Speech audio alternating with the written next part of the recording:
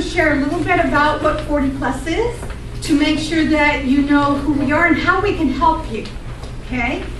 My name is Gerald Skinner. I'm the Executive Director of 40 Plus, at least for a little while longer. I'm also the chairwoman of the board, and I am very, very proud of this organization. It's a wonderful little non-profit, all-volunteer organization. This organization has existed in DC since 1953. You can imagine we're going on 65 years based on all volunteer efforts. And I think that you will see through the knowledge that you will have gained through the speaker, our programming is excellent. And we have Ken Shotman to thank for that. And as well, we have a wonderful training course that you will learn more about at the end of our session. Tom Goodwin, raise your hand, Tom, who is on our board of directors, will be speaking to those that are new about our core course, the Job Search Training course, which teaches you career transition skills. We were set up by titans in industry. For example, Tom Watson. For those that are new, who knows who Tom Watson was? You know, IBM. Watson the computer? IBM. IBM, the founder of IBM, had a big hand in setting up this organization. As well, J.C. Penney of J.C. Penney Retailing. As well, Norman Vincent Peale, The Power of Positive Thinking. And Arthur Godfrey, who is very well known in the entertainment industry. In any case, these titans of industry got together in 1939 in New York. And they realized that people, after the Depression, were trying to get back into the workforce, but particularly people of a certain age with a wealth of experience were having a hard time. So they formed an advisory committee. They pulled together what we now know as 40 Plus, established it in New York in 1939, and then it was brought to DC in 1953. The same precepts that have worked through the years are our foundation, but we have developed a course that builds on these precepts and takes it further, adapted to what is necessary now in the job force, in the workforce now. So in any case, I wanted to make sure to let you know our rich heritage, and we want to make sure that you can see through our programming what a value we can be to you in your job search. Okay? Now, without further ado, I want to introduce Ken Shotman, who is our Director of Partnerships and Programming. Thanks, Gerald. Thanks very much. Thank you all for coming. We appreciate it. We set up programs on Monday mornings because we believe it's very important as job seekers to start your week on a high note. And that includes being out, getting dressed to impress, dressed for the public, meeting other people, learning and engaging. Because quite honestly, this is the way you're going to find your next role. The computer's terrific. The online resources are necessary. Those processes are important to the overall search. But this is how it's going to happen. For 40 Plus, our programs and our services don't happen without the partnership of other organizations. For those of you who might have worked in the nonprofit arena before, you know it takes a village. It takes a village of collaborative organizations working together. So I just want to tell you about a couple of other events that 40 Plus is supporting. You may have seen the announcements before the computer timed out. You may have seen the announcements up there. This week, we'll be participating in a very specialized career fair for those in the military or have been separated from the military called Corporate Gray. Corporate Gray is expressive for those separated from the military that are looking to land in the corporate environment. It's going to be down in Springfield at the Waterford Reception Center. So that's Thursday morning, 9 to 12:30. If you're in that area or that's your world or you know people in that world, please refer them to join at Corporate Gray. Next month, we also work closely with a regional organization called BENG, B-E-N-G, which stands for Business Executives Networking Group. I participated with this group personally. What's interesting about it, I think, is that it's a hybrid of job seekers, individual job seekers like us, and small business people, entrepreneurs, consultants who come together to share ideas and really try to generate leads for one another. Their next program is July 10 in Alexandria, and it's perhaps focused on the small business community. It's on understanding your legal structure and its tax implications. So for those of you who might be thinking about setting up your own business, whether it's an independent consultant or an LLC, that could be a relevant program for you. One other quick note, next week we're going to be participating in another career fair in Arlington at the Doubletree. This is one of those national sort of roadshow career fair organizations. Many of their exhibitors and employers will be government agencies, some of them more retail or administrative roles primarily, but it's always a great opportunity to practice, meeting people, engaging, talking about, practicing your elevator pitch, your story, and you never know, right? It's all about the people you meet and the people they know. So that's Thursday the 29th in the morning. It's the National Career Fair. So if you're looking for it online, National Career Fairs, Doubletree Hotel in Arlington. So again, thank you for listening to all of that. But today we're very happy to have Alison Cardy with us. Alison is a career coach who runs an international career coaching team specializing in guiding people through career changes. Her team's work focuses on that crucial step before job searching, helping you figure out what it is you actually want to do with the rest of your life. She and her team have guided hundreds of people in every industry imaginable to innovative and functional career solutions. Alison is also the author of the 5-star rated bestseller, Career Grease, How to Get Unstuck and Pivot Your Career. Her work has been featured on Monster, Forbes, The Muse, Undercover Recruiter, and The Washington Post. Her website is cardycareercoaching.com. Please join me in welcoming Alison Cardy.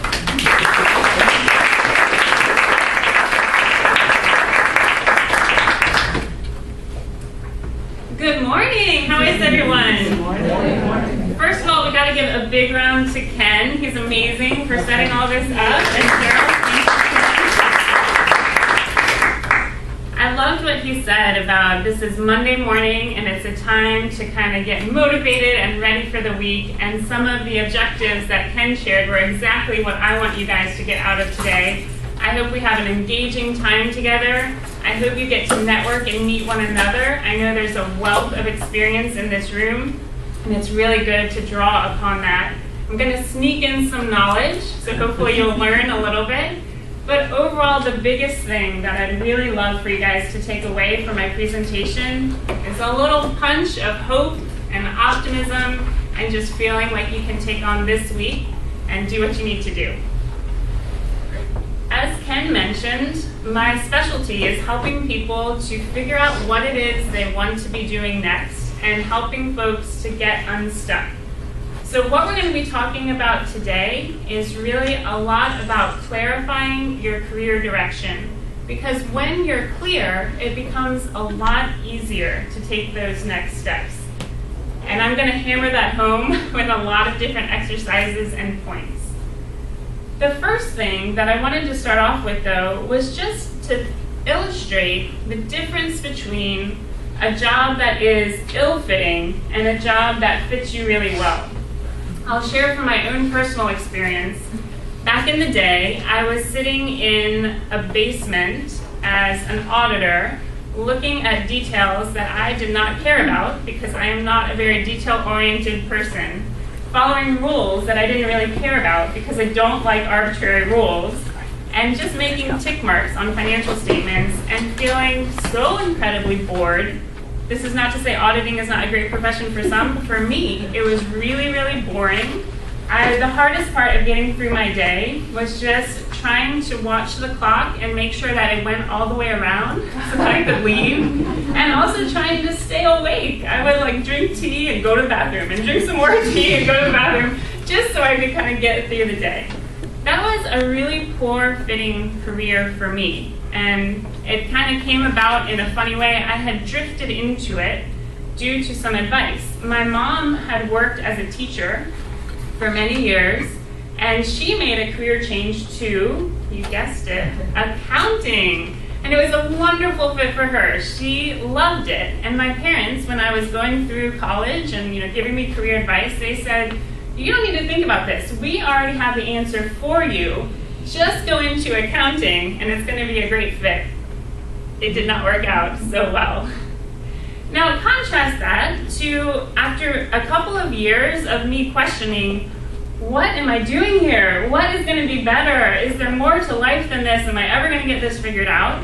To the career path that I'm on now, which is coaching, where I get to engage with people, I get to question arbitrary rules and poke to try to open up possibilities for people.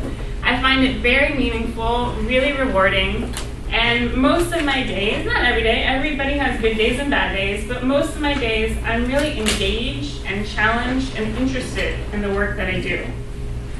Now, as a warm-up exercise for you guys, I'm going to ask you to get up, introduce yourself to somebody around you, and I want you guys, it can be your experience or somebody else that you know's experience. I want you to think of a job that was a particularly bad fit for somebody. Could be you, it could be somebody that you know.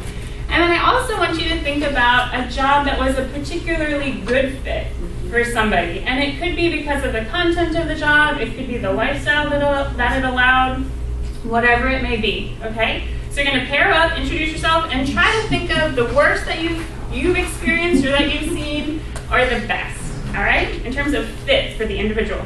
Give it a go, guys. Let's get warmed up. The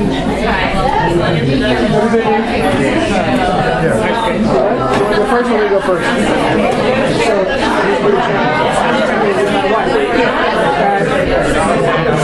She was trained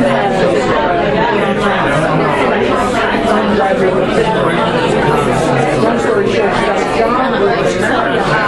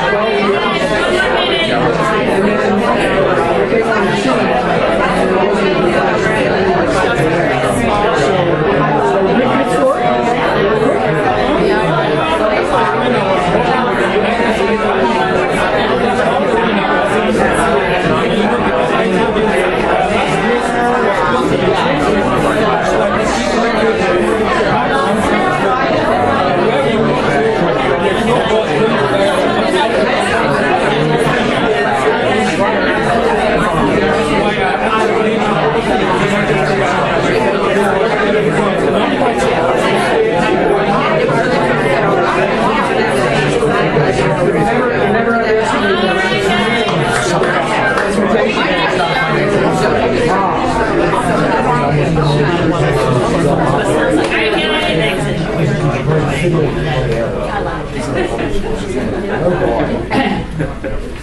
I'm really curious to hear, did you guys come up with any good stories? Anything that was a really bad fit, first of all, that you guys want to share?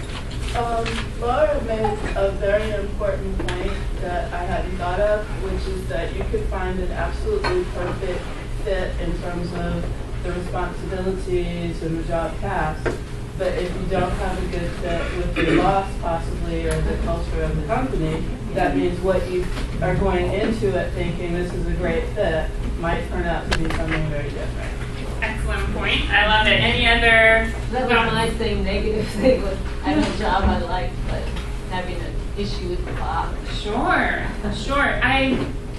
Forgive me, I don't have an exact detail on this, but I remember hearing most of the reasons why people leave a job are because of managers or environment. Definitely. Any other stories of poor fits that you guys want to share? Well, when we were talking, it was when you have a job, you have to keep track of your time and like you have to bill out like every 15 minutes, 30 minutes. Billable hour. Yeah. And I found I was wasting probably an hour or two a day just trying to figure out my timesheet. Yeah. And it's like, it just was too much nitpickiness. I'm like, just give me 4 hours, let me do something, but I don't want to have to keep track of every little increment that I'm doing. It drove me nuts. Mm-hmm. You're not alone with the billable hour. Did you have your hand? Yeah, we were saying about that. It's just like, because it was a for-profit consulting firm, and I tell people it's the only job I've ever accepted for the money, and I tell people it's like great for my wallet and bad for my soul, because every time you talk to a government employee, even for 5 minutes, you still have to bill them 15 minutes, and I'm like, to them it wasn't like money. I'm like, it's still my tax money. Mm-hmm. And they kind of didn't see that. Interesting. So it didn't feel like a good kind of ethical fit. Yeah, it was like, yeah, no. Okay. Anyone else on this side before we go? I'd say my partner, she mentioned she was in a very male-dominated profession. Interesting. And even when she got advanced studies, she found that there were many uphill battles that just were very unrealistic. So gender played a factor in that, but also the fact that it was a very male-dominated kind of a profession. Really interesting. So pretty much everything that at least has been shared with me has been environmental. That's interesting. Okay. How about a best fitting job? Any stories of a job that fit you or someone else or your partner really well? Did we get to that at all, or did we linger? Okay. Anyone want to share? I went to work in an entrepreneurial startup, and I was a little bit older than the average age, and it was chaotic. There was no structure, no processes, and that's my sweet spot. Ooh, I'm right there with you. So I thrived in that environment, and my boss let me give me full reign to do what I saw as needed. So you got to go in with creativity and create the structure that you love to do. Wonderful. Anybody else? Best fitting? We got to balance out the negative a little bit. Go ahead. Yeah, I love doing events, so every time I do something, which has a beginning, middle, and end. Ooh, So I right. worked on Project.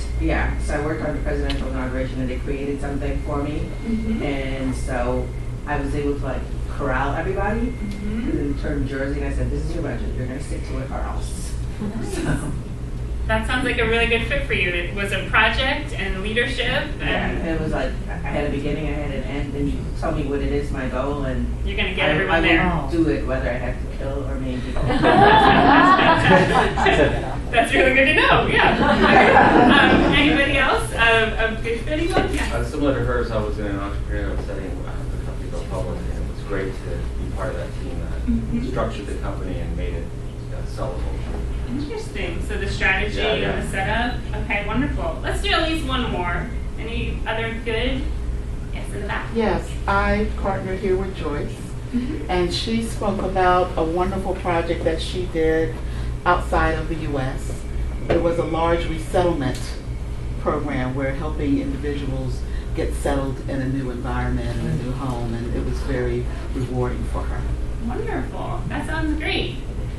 The point, which is pretty simple here, but I wanted to hammer it home, is that some jobs are better than others, and some jobs are better for us than others. And that can be for an environmental reason, as we spoke about on the negative side, or the content of the job in terms of what you're actually doing. When we line up with what is most relevant to us, it can really make a big difference.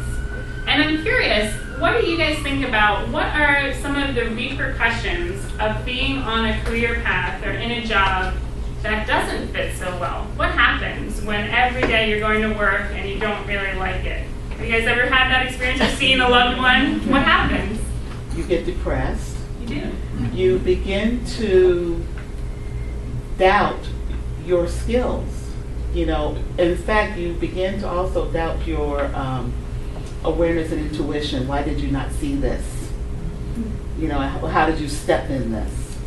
I was going to get to this a little later in the presentation, but you nailed it. It can be really problematic to your sense of identity, your sense of confidence. Anybody else? What are the repercussions when you're in a job, either environmentally or fit, it doesn't work for you? Well, I don't think you put 100%. Right. And then that becomes kind of a self-fulfilling, you don't feel good when you're not doing your best. Yeah. Anybody else? It'll affect you physically. Mm-hmm. I was in that type of situation. I couldn't figure out why my body ached physically all the time. It's really And I came to realize, one of my physicians said, I think you're just overly stressed. very true. It can spill over into your physical health. Anybody else before I jump in? Yeah. I think it'd be bad for other people. You can have anger and make other people think the rest of the population you work with not so people. Sure. Within the workforce, and one thing that I see with our clientele is also within like families. So if you're coming home from a stinky day at work, you're probably not going to be the kindest parent or the nicest spouse because you're just not feeling very well. Did you have something? Conflict? Yeah. So it really, when we're in a career path or a job that doesn't fit us, that doesn't feel good, it can have psychological ramifications, physical, social. It seems like, oh, you know, I'm getting paid, whatever, everything should be fine, but it really can impact us in a big way. Now, again, I'm not going to leave you there. Let's flip it to the positive. What about when you're in a job that's engaging to you or that is a good fit? What are the ramifications of that? You have more energy. Mm-hmm. Because you're feeling good, so you're not motivated or otherwise you're burnt out at the end of the day now. You go home to that spouse and the kids and engage. Mm-hmm. You had a good day. Had a good day. Yeah. Anybody else? What's a benefit of being in a good job? More creative and become a better problem solver for that industry, for that organization. Mm-hmm. She said you become more creative, a better problem solver. Anybody else? More confident. This is a big one. This is a really big one. When you're in a job that's a good fit for you, that's playing to your strengths, where you're doing something that you enjoy, your confidence builds because you're doing a great job. Yeah, I saw another hand, but I lost it. Yeah. You're better working with other people. Mm-hmm. Yeah. So just sharing with other people and doing projects together. Mm-hmm. Do you have one more? Yeah. I think when you're feeling good and you're not just trying to get through each day, you can also kind of envision the future, you can think bigger. You can think more about the world, more about your life, when you're not just trying to make it through the day. You know, that's a really interesting point, and I would take it, she said, when you're not just trying to get through the day, you can think bigger. I would say you can think better, and probably one for the work that you're doing to think better, but also about your own life. I remember when I was in an ill-fitting job, my attention was like into a black hole of like, how do I fix this? And I wasn't paying attention to many other aspects of my life. Whereas when I'm in a job now that I really enjoy, I get to think about, you know, relationships and health and all of these things personally. Okay, wonderful. Now, all of this leads to a very simple question, which is, so how do I figure out what is going to be a good fit for me? That's like the $1 million question that we're all probably on some level thinking about, and you might have in the room varying degrees of clarity about what that would be. I want to just take a moment, because what I see in our clients, and like the biggest thing that keeps people from a career path that's going to be a really good fit for them, is lack of clarity. Because if you have the smartest person, the most motivated person, who does not have a direction, this is what happens. They just spin in circles and they don't move forward because they don't know which way to be going. So lack of clarity to me is really the foundational issue for people who are really stuck. Because when you have a direction, it becomes so much more easy to begin moving towards it. But when you don't have a direction, or you're not confident in your direction, or it's feeling kind of out of focus, it's easy to just sit in kind of a questioning, trying to figure it out kind of place without moving forward. I want to illustrate to you guys just a couple of examples of this. We've worked with a lot of people, and the details of the cases kind of run together in my mind. So I wanted to bring up, I had conducted interviews with people, and these are their words. So this is Emily, and Emily really was in a place, like the woman in the back said, where she was feeling miserable.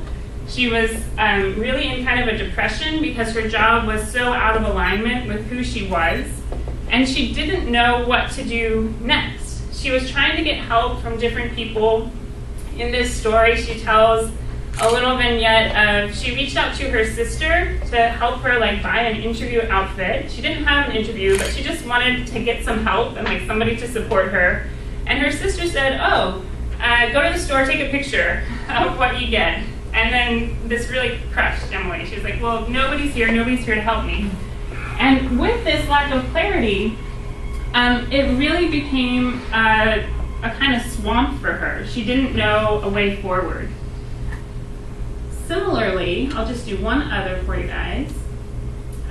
This is Tom's story. So he was somebody who was a great worker. All of our clients are usually really capable, smart people. And he was in a job situation where he had been sending out applications, trying to get to a better fit. And it had gotten to this point, I don't know if you guys have ever experienced it, where you're just kind of throwing resumes everywhere.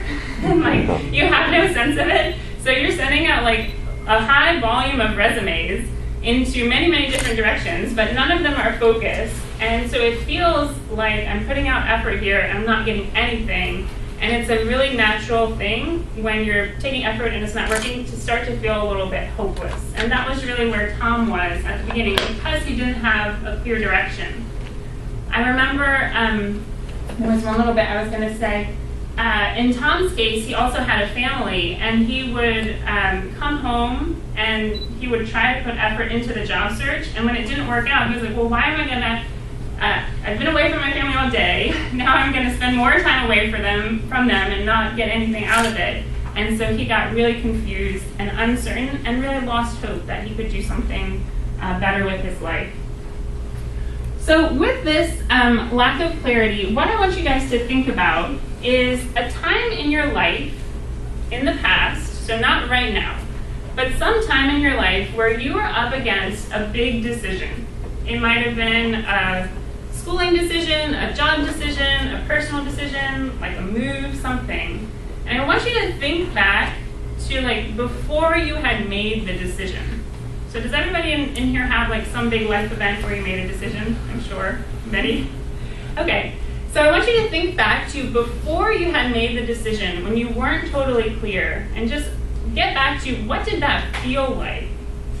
Okay? So again, stand up. Talk to somebody that you don't know, introduce yourself, and just go to that place before you have clarity and what that feels like.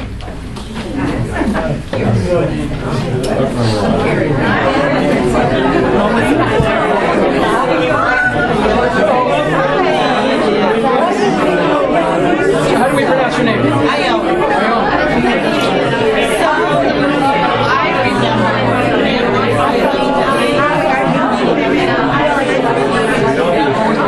Well, it was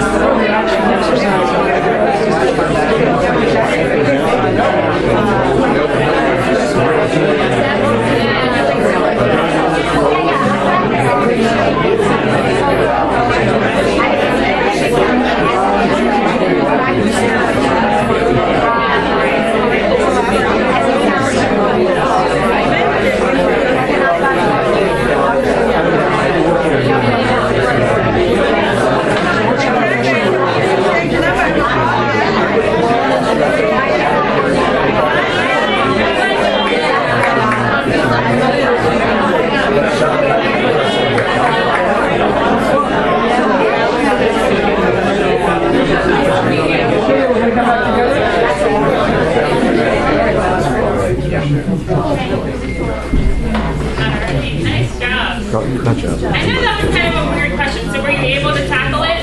Did you guys come up with anything? What did it feel like before you had made a decision? Does anybody remember? Like treading water, what am I gonna do next? Why it working, but what next? Okay, treading water. Was there something in the back? Just feeling totally overwhelmed with the questions. What if this? What if that? Yes. And then what if this? And then the follow on to the what if that? You know. Right. You So- kind of go through these trees of So what I found out and what has helped me in those types of situations, I'm a visual person. I put together a map, you know, it's a flow chart. Okay, so if this happens, this happens. So it really sort of gets you to step back from the fear of like, well, what if I make the wrong decision? And you can really visually see what the worst case scenario is. And when you really see it, you're like, is that really something I can't handle? And you're going, I can probably do it. I love But that. at the time, you know, yeah. Yeah, now you know that. Right. That's cool. Well, you actually jumped to what I was going to ask. I want to hear more of how it felt before, but I was going to also ask, and then what helped you through? Yeah. Setting up a priority of hopes, which didn't work out, but at least I had them set up. I said, what if? And following what she was suggesting about setting up a flow chart and saying, what if I take this job, what if I take that job? But then I realized that taking the job had more to do with them than with me. At that point, you know, it was like, are they going to give me the job? Right. Yeah. Well, were there any other feelings for before a decision? Did you have some? Well, I'm feeling a little humbled because when I was graduating from college, I had absolutely no plans, had done zero thinking. It's not uncommon. And was, I mentioned I was probably in denial about it and was sitting at DMV with a friend and he said, so what are you going to do when you graduate? And it was the first time I was forced to think about it. And I said, well, I'm going to move to Washington, D.C. and sleep on my sister's couch until I find a job. So You're still here? and it was a great relief. So I went from denial To just bam, had an answer. had an answer and ran with it. Very interesting. Any other stories here? Yes. I think I saw it, my experience was that I saw it as kind of an investment where I was having to choose between different options, but realizing that I wasn't in full control. It was also, you know, am I going to get others, or is where I'm moving to going to accept me? And so I think realizing that not all of it is within my own control. Interesting. And that probably, how did that feel? Frightening. Frightening. Yeah, frightening. Any others on this side of the room? Are we good? Okay.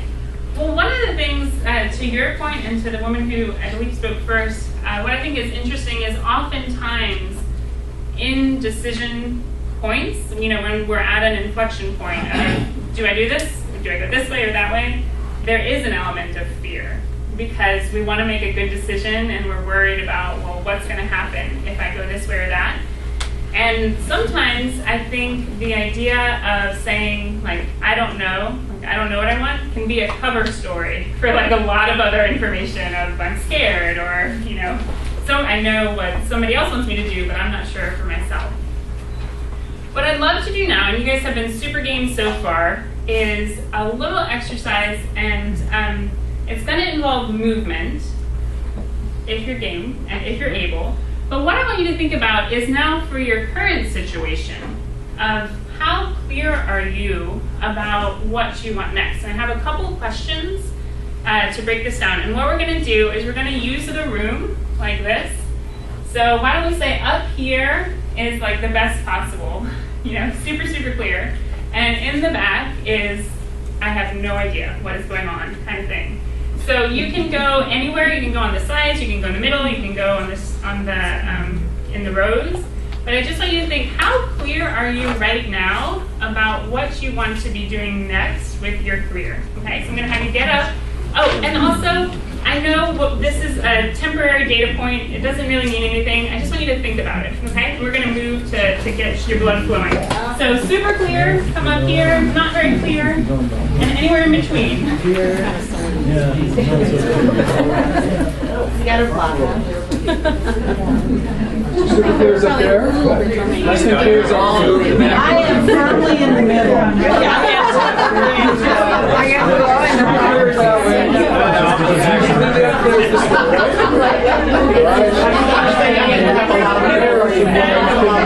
everybody's in the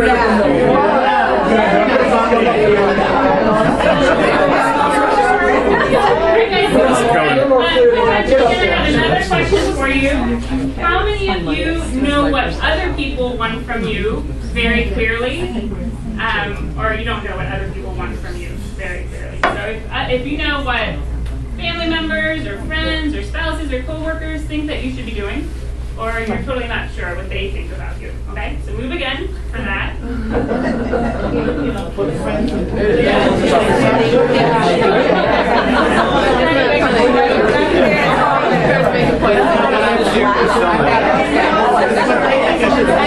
Not right against the wall. All right, I'm less clear on that one, so I'm like, I want to get in the other room.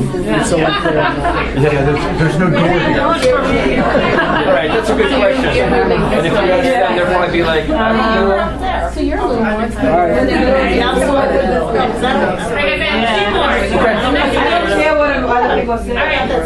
Up here for just a second. How many of you feel... Exactly. There you go. I like it. Okay, how many of you feel totally confident anything is possible for you? We'll come over here. How many of you feel some doubts? So doubts are more that way.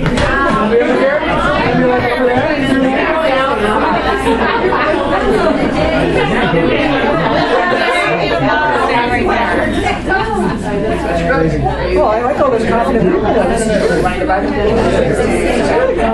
Not wrong, confident people. Confident people. I was looking for the hammer to go in the other room. Bust out the wall. I see. One more. Okay, this is the last one. Guys ready? Okay. This one is, how many of you are super clear on what is amazing about you? And how many of you are super clear of your faults? So faults, that's what you're more focused on, or super clear on what's amazing? And in the middle, in the middle. I get the middle. Now I'm in the same spot so far.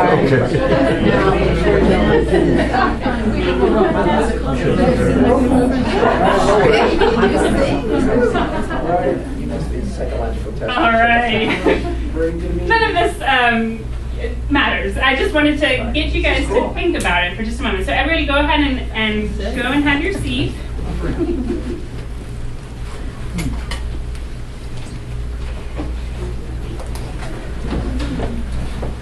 You sit? Yeah. I'll sit over there. Thanks, Steve. Make sure everybody's still working. Or less. I like that color.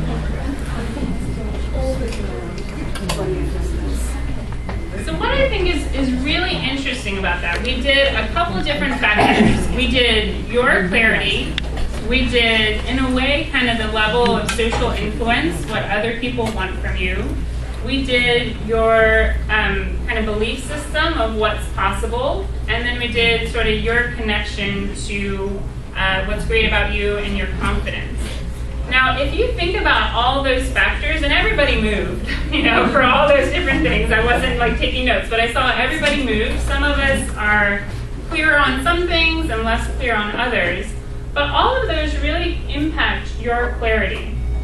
Particularly, if you've been coming off of a tough situation, then one of the things that I've noticed in terms of working with a lot of clients that is sort of like the water that we're swimming in, and I think very often people don't even notice it, but when we're looking for a job or looking for that next opportunity, in all likelihood, not across the board, but in all likelihood, we're not necessarily feeling like at the top of our game, right? Just by the nature of the fact that we might have hit a rough patch, or we're looking for work, or it's gone on a little longer. You know, if it's gone on more than a day, it's gone on longer than what we want. And what happens when we are going to look for a new opportunity, we're kind of coming at it from a place where we're not necessarily feeling our best. it can make it harder than normal to find that clarity and confidence to move forward. And I really want to emphasize to everybody in this room, you may relate to what I'm saying, you may not, that this is just a human response. It's nothing personal. I see it amongst the most amazing clients that we work with all the time, where they come to me and start talking to me, and I'm like, good golly, this is like an amazing person. And then I hear their representation of themselves, and they're like right here. I'm like, huh, that's really interesting. And it's just because it's a very situational thing. So for everybody in this room, I know that one, you are all very good sports because you have been game to do all these exercises and move around with me. But I get the feeling that this room is full of smart, capable, responsible, strong people. And I think sometimes in the midst of job searching, it can just be a little bit easy to forget that. So I just wanted to offer that to you guys. All right. So far, what we have talked about is some jobs are better fits than others. A lack of clarity is the first kind of critical piece that gets in the way of moving things forward, and it can be on different areas, like when we did the different questions. It's not necessarily just I know what I want, but I believe I can get it. That's another part of clarity. I'm going to have you guys do one reflection exercise. So this is going to be by yourself, to give you a sense of what clarity feels like. And this is a fun one. So what I want you to do is to imagine that I have a magic wand and I've just given you a week of vacation with unlimited funds to go wherever you want, with whoever you want. All your responsibilities are taken care of. You don't have to worry about it. And what I'd love for you guys to do is just take a moment and imagine, where would you want to go? What vacation would you want to take with that magic? See, nodding. I'm ready for this exercise, yes. Okay, so just take a minute and reflect. Where you want to go? For a week? What, a week? Hold on. She's ready, I love it. Now, is that inclusive of airtime travel? I want to go far away. Let's say no. You can fly there and then have your week. Okay, good. Okay, now what I want, does everybody have something where you want to go? Yes. What I'd love for you guys to do is close your eyes just for a moment, and I want you to take that vacation mentally. So you're going to go to that place. You're going to imagine the sights. You're going to imagine the smells, the tastes. What does it feel like? Take some deep breaths. Don't fall asleep. I'll just give you a minute to be there.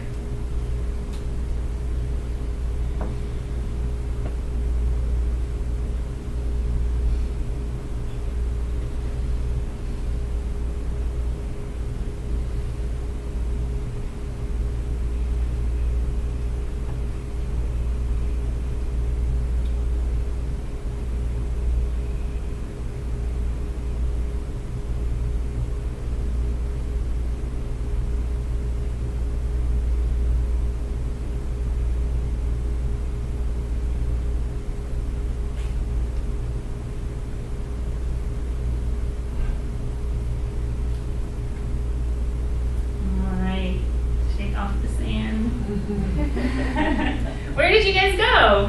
In the back, you had your hand up. Where did you go? Oh, I'm going to Spain. Aha, nice. Anybody else? Where did you go? Yeah. I went to the Maldives. Great. I was meeting friends at the whale bar. Specific location. The whale bar at the Maldives. A week in the bar? Yeah. Tuscany. So we got a couple at Italy, Europe. The Bahamas is an island to sit and read and relax. Cannot do Nepal. Oh, interesting. All right. Because you've been before. And where were you going? That was going to take such a long flight. Australia. Australia. All right. Now, what I think is, one, that's a fun exercise to do because it gives you kind of a mental break. But two, what I think is interesting is I gave you like a minute to think of that, and you all knew, like, pretty clearly. Maybe some of you needed to think a little bit more. The reason why it's a lot easier to think about where you want to go on vacation is because it is a temporary experience, so you know it doesn't have too many repercussions if you get it wrong. It's totally based on what you would enjoy and what's pleasurable for you. It doesn't like impact other areas of your life. And it's fun to think about. Now, if we contrast that to career decisions, there are 3 big areas that career decisions impact that are a bit weightier. If you think about it, any job that you take is going to impact you in 3 areas. It will impact your level of fulfillment, it will impact your financial health, and it will impact your quality of life, kind of your personal time and well-being. Like just by nature, any job is going to pay you something, give you something to do, and put some time restrictions on your life. So when we're thinking about career decisions, it's a lot heavier to think through and weigh all those different elements. And then on top of that, there are a couple other things that happen, and this goes to the little movement exercise that we did. When we're thinking about career decisions, we may have social pressure in terms of what other people want us to do or need us to do. We may have a doubt in kind of what's possible for us. And so that makes it harder to think like, here it was fun to have a magic wand and be like, oh, I can go anywhere. But with career and in the real world, it can feel a little bit daunting. And then the last one is we may have just come through, this is what I was speaking about before, we may have just come through a rough period. And so when all of those are combined, it makes it harder, not impossible, but harder at times to be very clear about what we want and how we're going to get it. What I've noticed in working with our clients is that very often it can be incredibly helpful to get an outside opinion and an outside support to say, hey, this is you, you're amazing, and I see this is possible for you. Because it's hard to see sometimes in the moment. Have any of you ever experienced either in school or athletics where you thought you couldn't do something, or the workplace, and somebody else encouraged you to like run an extra mile or work a little harder? Has anybody experienced that?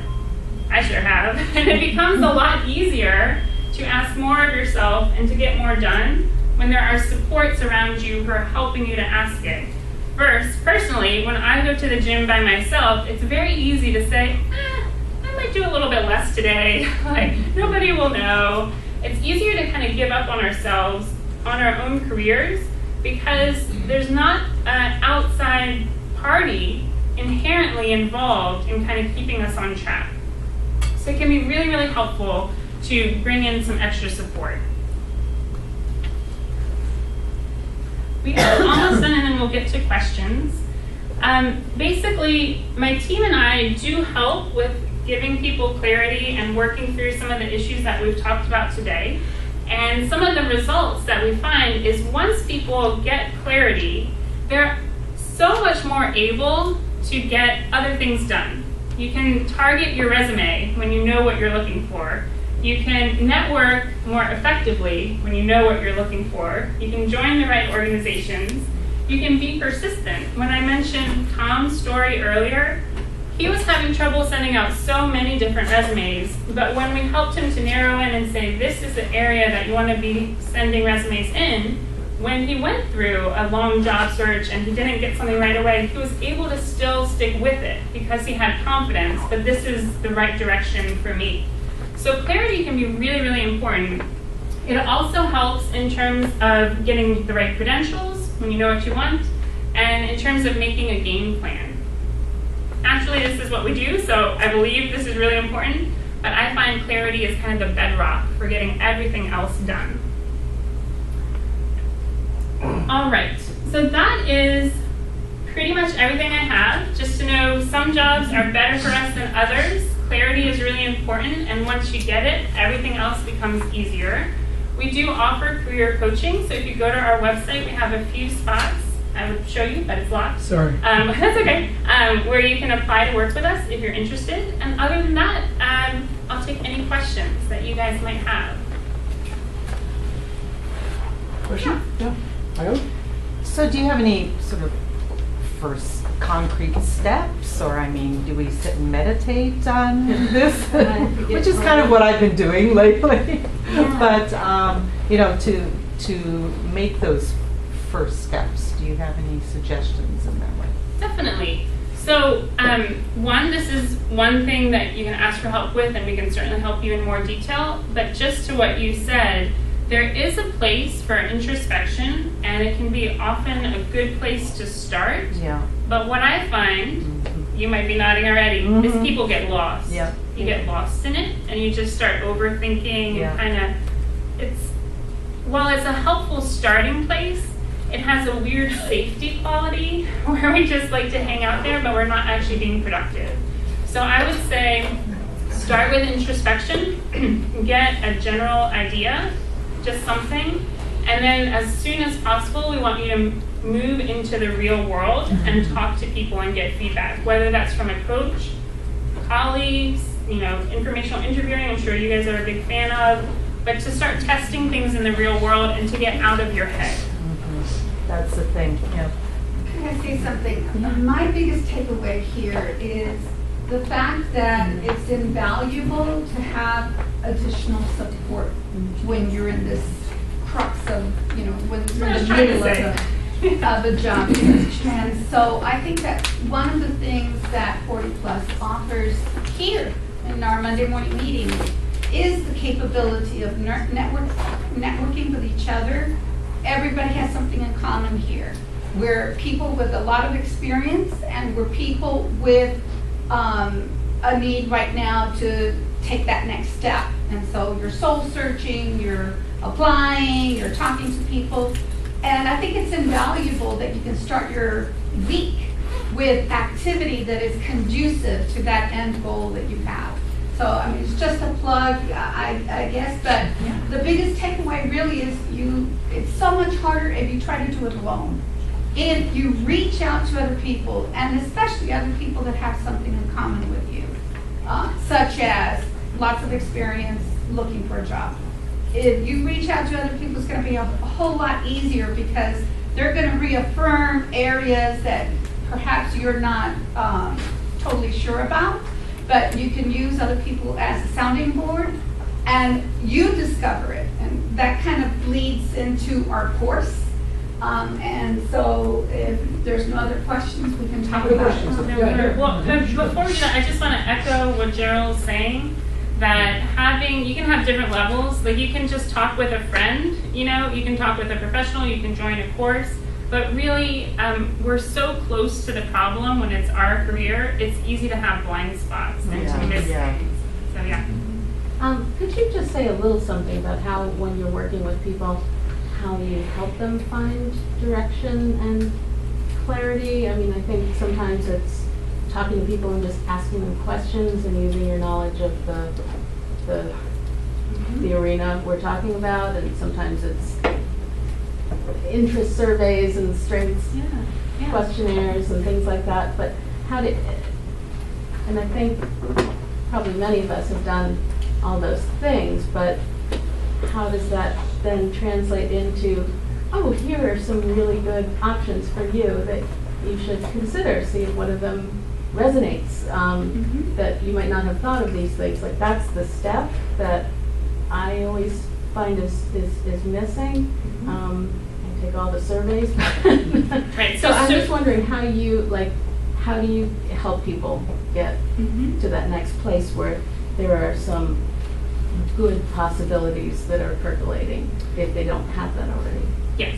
Okay, there's a lot to your question, so let me try to break it down. One, surveys and assessments are another form of safe introspection. And they often happen in isolation. So you're doing them by yourself and self-assessing, which is very different than doing them in the context of somebody else who can actually work with you. So that might be part of the issue if it's all self-assessment or all that type of work. I don't actually really like the assessment world because I think it puts people in boxes, which I don't really like to do. I don't like arbitrary rules. And when we work with people one-on-one, we get such a better depth of knowledge of who they are. So our method, it has an acronym. It's the Clarity method. So Clarity C, clarify your strengths and what's unique about you. So that's the introspection part that we're talking about. The L is listen to what's unique and amazing. And I think that's where Gerald and I are saying, bring somebody else, whether, whoever it may be, somebody else in to help validate and confirm. Because when you're in a not so great place, it's easy to dismiss yourself. So having somebody else to reflect back to you. The A is amplify your knowledge of career blind spots. So what went into my presentation, I didn't so much call them out, were a lot of emotional and psychological things.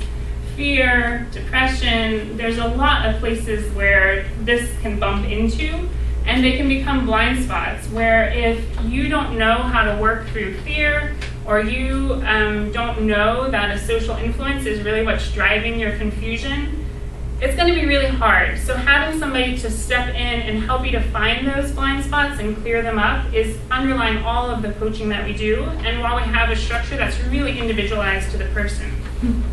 After that, R, research relevant opportunities. And this is again a place where people can get lost, but it's really starting to get a bigger understanding. I think so often we know our own cubicle, we know what people around us do, and we have no idea the vast array of jobs that are actually out there. So people get two sucker punches. One, we look in at ourselves and we see ourselves too limited, and we look out at the world and we see it as too limited when it's really vast.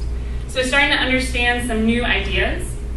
I is investigate those ideas. So starting to make a hypothesis and think, okay, I think this is what I want to be doing. T is to start translating those into the real world. So going from here's kind of, if all the jobs in the world are a sphere and here's my wedge, going from I think this is the job that I want to kind of testing and seeing, let me get some more information and see if that's really what I want. And then the Y is the hopeful one, saying yes to waking up to a life that feels like your own is the end. Yeah? Yeah, what do you do when you want to go from something that you've done all your life and you've done a fairly critical job at it, but you're not really that interested in, and to something that you really are interested in? I'll give you a concrete example, and for which you have zero qualifications, paper qualifications. And what I'm thinking of, I said, well, I would really like to be a curator in the East Gallery at the National Gallery of Art. And the first question that comes up is, do you have a PhD in art history? I said, no. And then Amnesty International. Well, do you have a law degree? No. Who's asking World those Wildlife questions? Fund. Is that you asking those questions? I'm asking those questions. Okay, can I jump in then? Yeah. Okay, so I have seen people make vast transitions from one industry, one career path to another. And what is tricky is we're all doing our diagrams and thinking things through and trying to be intelligent, and a phenomenon happens that I call early dismissal, where we get an idea of something that we want and we shoot it down in our own heads before taking any action or trying it out. So what I would offer to you is be careful about you turning yourself down for that particular opportunity. It may be that those credentials that you discussed are critical, but you don't necessarily know that until you've talked to people in those fields and asked them, is there a way in for me? What do I really need? Are these transferable skills going to come in? How would you say I break into this? So I'm so glad that you brought this up, because it happens all the time with clients. They're trying to be responsible and protect themselves from getting rejected, or protect themselves from going down the wrong path or looking foolish, and they shoot down their idea before it gets even the light of day. Does that make sense? So I would say people, I have 100+ examples of people who have switched careers, and you do have a lot more going for you than you probably realize in terms of transferable skills, in terms of enthusiasm, in terms of experience. So there's a lot that can happen to help with a transition if you let yourself go explore it. If you shoot it down ahead of time, you'll never get there. I've already asked the question, if you want to go ahead. Yeah, go ahead. Thank you for your time tonight. You have referenced your team. So when you talk about your process, can you explain how your team comes in and out? If it's more than one person working with an individual, like a day in the life person, take a past client, how it worked. It's not clear. Oh, definitely. So I do run a team of coaches, and what happens is I believe in structure. I'm just like you. And after going through this process so many times, you start to see here are the critical points that people need to hit to move through this process and be effective. And I also really, really believe, to Gerald's point, in the value of having an outside perspective. So I never wanted to take that process and make it like a self-study, because I knew people couldn't do it. Because when you're doing a self-study in this, you're still working with your own blind spots. So in terms of having a team, they're going to work you through our structured process. You'll have one coach assigned to you throughout the duration who's going to get to know you really, really well, who's going to oversee your case, and who's going to customize it to your particular situation. So it's kind of like, as a client, you're not going to see the whole wealth of our knowledge, because we give you the piece that is most relevant to you and the pieces that are actually going to move you forward. So you have one coach throughout. And I can, if anybody's interested in working, we have an application on our site that's very easy. If you apply, we'll set up a time to talk one-on-one, and I can answer any more detailed questions on that at that time. Okay, last question, and then we'll pass it off to Ken. Yes. So I find it interesting here in Washington, there's sort of a dichotomy, and I'm having a little trouble bridging this as far as energy and time. A couple friends and I were talking about this at a winery in Charlottesville over the weekend, and they agreed. So there's the networking, the events, you know, the personal aspects, which to me is like, yeah, everybody says that's good, but you might exchange cards or, you know, but then it's like a one-time thing, I find. And chances are you don't see that person again. Then there's the resume pathway, which at times seems like a huge black hole. So you're spending time and energy in both of these pathways, and you know that you're a good fit. I'm speaking for myself, you know, for many things, but how do you really make that inroad? Do you see what I mean? I do, and I would offer that there are more than just these two ideas. So you're talking about group networking events, I think, and then you're talking about black hole of resume submission. And there's some gray area in between, such as targeting a company and trying to get to know specific people in there through your connections. There are individual reach outs that you do to people to build connections. There are groups where they gather on a regular basis where you can go repeatedly and start to get to know people. So I think probably where you're getting mixed up is, if I do agree, if you just go to a large group event and exchange cards, it's not going to be that valuable. But this is where clarity comes into play. Right. If you know what you're looking for, you know the type of organization or specific organizations, all of a sudden a lot more opportunities become available to you, because then you can ask everybody that you meet, hey, do you know somebody who works at the Nature Conservancy? And all of a sudden, folks who want to help you, when you're specific, they can help you. So it goes back to the gentleman's question where he identified like 3 different areas. He knew. Yeah. And those of us listening might be able to go in our Rolodex and say, oh, I know somebody at Amnesty, I can make an intro for you. So clarity really matters. Yeah.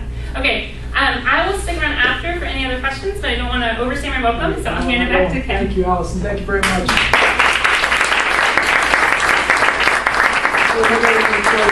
Presentation. We have one more special part of our program, and then we're going to have another element as well. So as we mentioned earlier, the Heart of 40 Plus is our 4-week career transition skills training class, where you come together in small groups, no more than 7 colleagues at a time, and spend up to 45 hours in a room together, in the room next door, in the evenings and on Saturdays, and you very quickly become a tightly knit group. We have a team of 25 facilitators, again, all volunteers like Gerald, myself, Tom, and others who have been through the program ourselves and can speak with firsthand knowledge about what it's been like, and now we're trying to give back by helping others. I've gotten a lot out of participating and facilitating the program, because you see the transformation in people. And we're going to hear from two folks who just completed. So Guy and Carrie, have you decided? Have you arm wrestled about who's going first? Ladies first? I'm going first. Guy, come on. Guy just completed our program. And he's going to share with you what we call the TMAY, which is TMAY, tell me about yourself, which of course is a derivation of the elevator pitch. It's the number one thing you'll need to have prepared, we believe, to be successful in those networking events, those interviews, those exchanges. So, Guy, thank you very much. It's all yours. Thank you. I'm Guy Massamba. I am a person devoted to the development of Africa. That's where I see my clarity, I would say. I'm very clear with that. And I have expertise in democratic governance training and coaching with skills in monitoring and evaluation. I worked for the World Bank for 7 years and also worked with the University of Gothenburg in Sweden, doing some democracy analysis.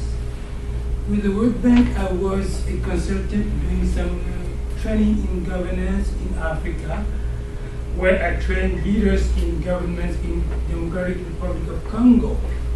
Some of the work I did was, for example, to foster good working relationship within a specific governance in that country in one province called South Kivu. There were very conflicting relationship between the legislative and the executive branch of the government. I coached them, I made them work together and achieve wonderful results, such as passing 8 measures in 30 days. Another example I can give is that in the same country, I worked with the government of Katanga, which is also one province in the same country. They would order some tractors for agricultural work in the country, but they were blocked by the customs office. They needed clearance. So I coached them to negotiate with this customs office. In 40 days, they were able to have those tractors and deliver them to territories in the province. So that's the type of job I do, and I would ask you if you know anybody in this particular field of governance, because that's where I would like to continue working. I would appreciate any lead you can provide. Thank you so much.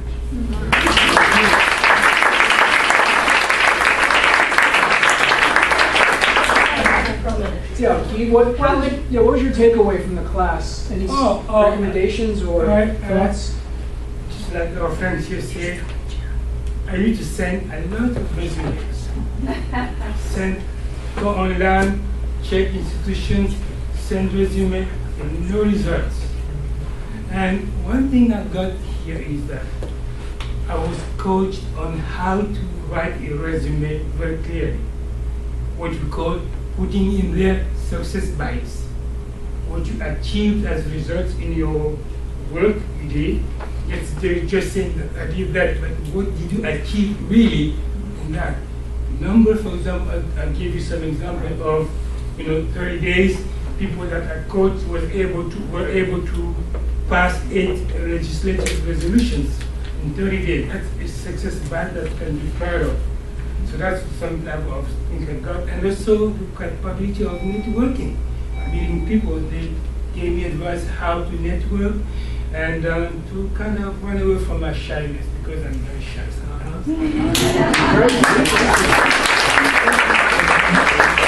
Now we're going to hear from one more of our graduates, Carrie, and share her teammate and what she learned from the class. I probably should have gone first because I don't want to follow Pete. That's a hard act to follow, right? He's spot on. Well, good morning, everyone. My name is Carrie Ferguson, and I am a market access, business development, sales, and marketeer. I've had over 30 years in the healthcare arena, primarily in the medical device and pharma business. So I've really enjoyed having successes in even about 30 years. To his point, the success part I love to focus on is at Medtronic. I actually have Kaiser Permanente as a customer. And we had quite a bit of business with Kaiser. My product, my solution was at risk of being left off contract. And I really was struggling with what we're going to do. And so I went to the stakeholders, the actual users of the technology, and I said, that they're going to fix it to cut this. Help me understand why they don't see the value in this.